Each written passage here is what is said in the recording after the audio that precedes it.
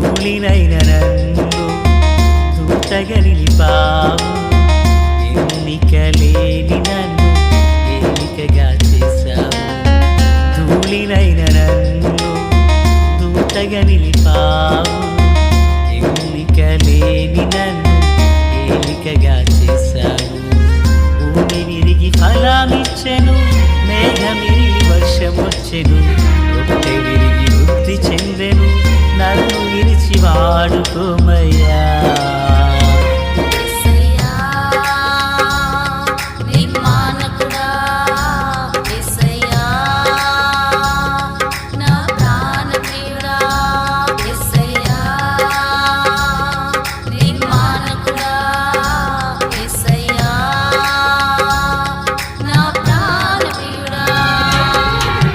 ధూళినైన నన్ను దూతగా నిలిపావు, ఎన్నిక లేని నన్ను ఏలికగా చేశావు. ధూళినైన నన్ను దూతగా నిలిపావు, ఎన్నిక లేని నన్ను ఏలికగా చేశావు. ప్రభు అయినటువంటి యేసయ్య నామములో అందరికీ నా హృదయపూర్వకమైన ప్రార్థన శుభాభివందనాలు. ఆత్మీయులారా, బాగున్నారు కదా? ఈ పునరుత్థాన ఆశీర్వాదాలు మీకు మీ కుటుంబానికి సమృద్ధిగా తోడైండునుగాక. నేటి దినాన పునరుత్థాన ఆదివారం. దేవుడు గత వారమంతటిలో మనలను మన కుటుంబాలను కాచి కాపాడినందులకు గాను కృతజ్ఞతా హృదయంతో ప్రభువు సన్నిధిని నిలువవలసిన సమయం ఆసన్నమైనది కనుక వారు తమ తమ పనులను త్వరిత గతిని ముగించుకుని ప్రభు సన్నిధిలో నిలివాలని ప్రేమతో మిమ్మల్ని అందరినీ ఆహ్వానిస్తున్నాం. సంతోషం. నేటి దిన వాక్య ధ్యానం కొరకైన భాగం ఆదికాండం 47వ అధ్యాయం 7 నుండి 12 వరకున్న వచనాలు. 9వ వాక్యం. యాకోబు నేను యాత్ర చేసిన సంవత్సరములు 130, నేను జీవించిన సంవత్సరములు కొంచెము గాను దుఃఖ సహితమైనవిగా ఉన్నవి. అవి నా పితరులు యాత్ర చేసిన దినములలో వారు జీవించిన సంవత్సరములన్నీ కాలేదని ఫరోతో చెప్పాను. ప్రార్థన. తండ్రి, మీకు స్తోత్రం.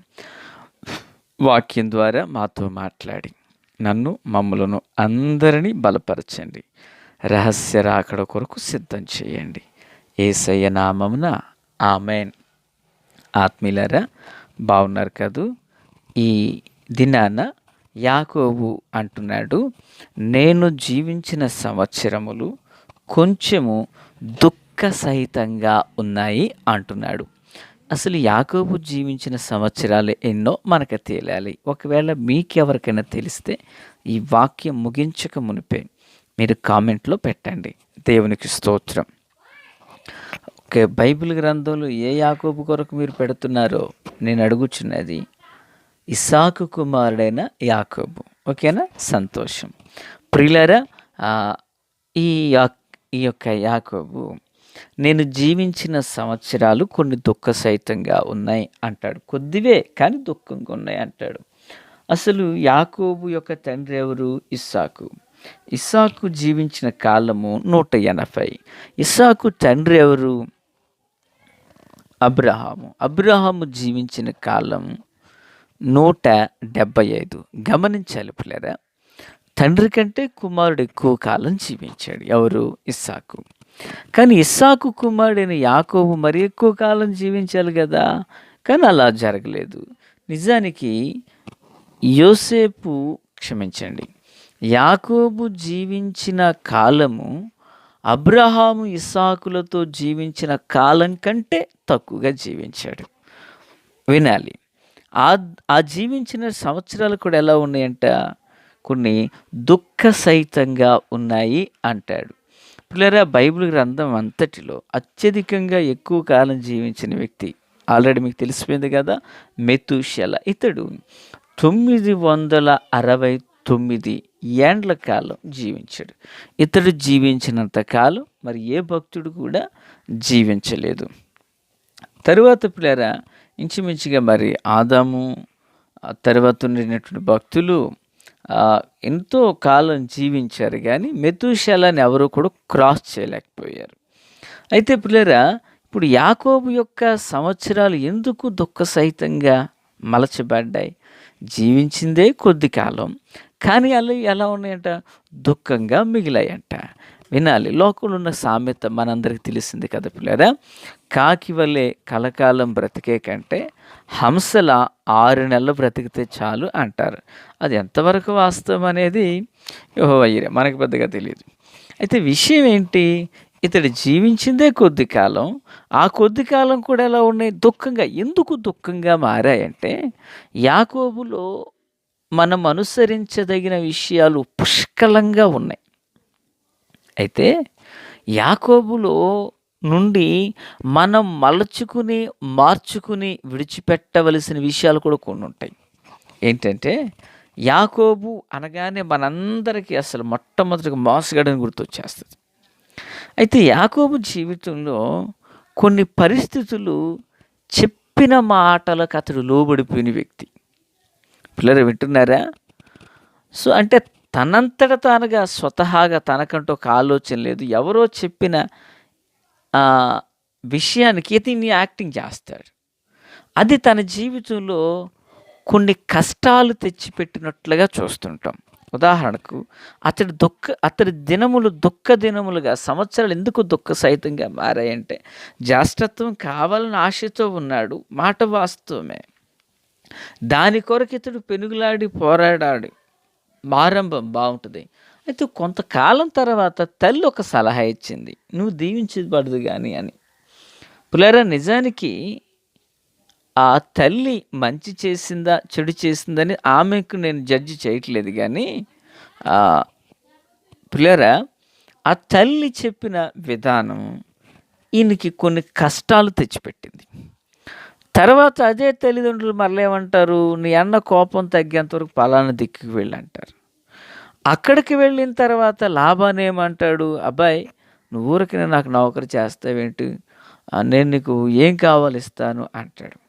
అంటే ఈ 3 సందర్భాలను మనం గమనించినప్పుడు యాకోబుకు తనకంటుగా ఒక స్వతహా సంబంధమైన ఆలోచన లేదు.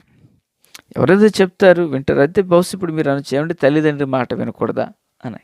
నేను తల్లి తండ్రి మాట వినకూడదు అని చెప్పట్లేదు. తల్లి తండ్రిని కూడా సృష్టించిన దేవుడు ఒక ఆయన ఉన్నాడు. ఆయన మాట మనం వినాలి. తల్లిదండ్రులు మనం సన్మానించాలి.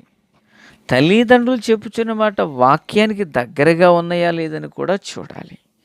ఆత్మీయులారా, క్రీస్తునందు నాకు అత్యంత సన్నిహితులారా, యాకోబు దినములు సంవత్సరాలు ఎందుకు దుఃఖసహితంగా మారాయంటే, తనకంటూ ఒక శ్రేష్టమైన నిర్ణయం అనేది ఆయనలో లేదు. తల్లి చెబితే తల్లి ఓకే, తండ్రి చెబితే తండ్రి ఓకే, అది అక్కడ మామగారు ఏదో చెబితే ఆ మామగారి యొక్క ఆలోచన కూడా అతడే లక్ష్య పెట్టడం జరుగుతుంది. ఆత్మీయులారా, మన జీవితంలో, మన విశ్వాస జీవితాన, మన పరిశుద్ధ జీవితాన అలాగున ఉండరాదు. మనం ప్రతి విషయంలో ప్రభువుపై ఆధారపడాలి. అతడు జ్యేష్ఠుడిగా ఉండాలనుకున్నప్పుడు ఆల్రెడీ దేవుడు నిర్ధారణ చేసేసాడు. ఇప్పుడు పెద్దవాడు చిన్నవాడికి దాసుడు అవుతాడు, దేవుడు తల్లి గర్భంలో ఉండగానే ప్రభు చెప్పారు. కానీ వీరు తలంచి ఈ సొంత ఆలోచనలకు వెంబడి వెళ్ళుట వలన తాను కొంత నష్టాన్ని చూడవలసి వచ్చింది. పిల్లల, తన యొక్క దినములు ఎలా ఉన్నాయంటే దుఃఖంగా మారి, ఈవెన్ వివాహ విషయంలో కూడా తను కొన్ని పొరపాట్లు జరుగుతాయి. తన ద్వారా కొన్ని జరిగాయి, ప్రక్కవాళ్ళ ద్వారా కొన్ని జరిగాయి. చివరికి పిల్లరా, యాకోబు సంతోషించిన దానికంటే బహుశా నా అభిప్రాయం సుమిది వేదన పడింది ఎక్కువగా ఉంటుంది. ఈయన ఒకరిని కావాలనుకున్నాడు, మామగారే మరొకరిని అంటకట్టాడు. తర్వాత నుంచి అదేదో పెద్ద ఆయన అన్నాడు, పెళ్ళయ్యే వరకు ఆరాటం, తర్వాత పోరాటం అన్నట్లుగా ఒకరితో పోరును అనుభవిస్తూనే వచ్చాడు. ఒకరోజు ఒక ఆమె అంటది ఆయన్ని, నాకు సంతానాన్ని ఇస్తావా చేస్తావా అంటూ మాట్లాడి. పిల్లరా, తన జీవితం ఎందుకు ఇంతగా, మరి తనకంటే ముందు ఇస్సాకు పెళ్లి చేసుకోలేదా? పిల్లరా, ఇస్సాకు మరి వివాహం ఎలా ఉంటుంది? దైవిక నడిపింపులు జరిగింది కదా. పోరాటాలు లేవు ఆయన జీవితంలో. ఆరాటాలు లేవు ఆయన జీవితంలో. ఆ తగిన సమయం వరకు కనిపెట్టాడు. బహుశా ఈ మాటలు వింటున్న యవనస్తులే, యవనస్తులే, నీవు కూడా వివాహం విషయం అక్కడ తొందరపడుతున్నావేమో. జాగ్రత్త, ప్రభు చేతులకు అప్పగించుకో. నిన్ను తల్లి గర్భములో పిండముగా రూపించబడక మునిపే నీకేం కావాలని ఎరిగిన దేవుడు తప్పక తగిన కాలంలో నీ కొరకు ద్వారాలు తెరవచేస్తాడు ఆయన. ఆమేన్. ఇప్పుడు యాకోబు జీవితంలో ఇన్ని కలవరాలు, తొట్టుపాట్లు జరగడానికి కారణం ఏంటంటే వివాహం కూడా కొంత నష్టాన్ని కలుగచేసింది. ప్రియులారా, దైవికమైన ఆలోచన ఒక మాట చెప్తాను. యాకోబు ముందు తండ్రి ఇస్సాకు, యాకోబు తరువాత తన కుమారుడు యోసేపు. యాకోబు మొత్తం ముగ్గురు చూపిస్తున్నాను. యాకోబు ముందు ఇస్సాకు, యాకోబు తరువాత యోసేపు. యోసేపు 110 ఏండ్లు జీవించాడు. ఇస్సాకు 180 ఏండ్లు జీవించాడు. యాకోబు 147 జీవించాడు. విషయం ఏంటో తెలుసా? యోసేపు ఇస్సాకులు పరిశుద్ధంగా జీవించారు. యోసేపు ఇస్సాకు పరిశుద్ధంగా జీవించారు. ఆ పరిశుద్ధత వారిని స్థిరమైన వారిగా నిలవబెట్టింది. ఆమేన్. వారు జీవించిన కాలం దీవెనకరంగా మారాయి.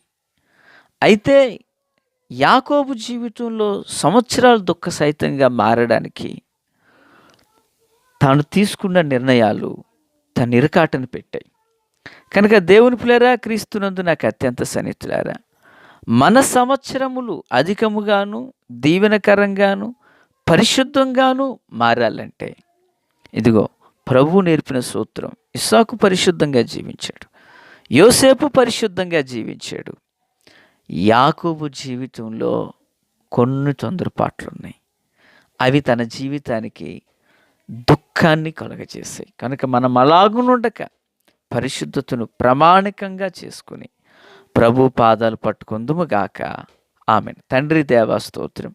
వాక్యం అందరి హృదయాల్లో ఫలభరితం చేసి మేలుతో నింపి నడిపించండి. మీ దీవెన ఆశీర్వాదం అందరికీ తోడై ఉండును గాక. యేసునామమున అడుగుచున్నాము మా పరమ తండ్రి. ఆమేన్. Praise the lord.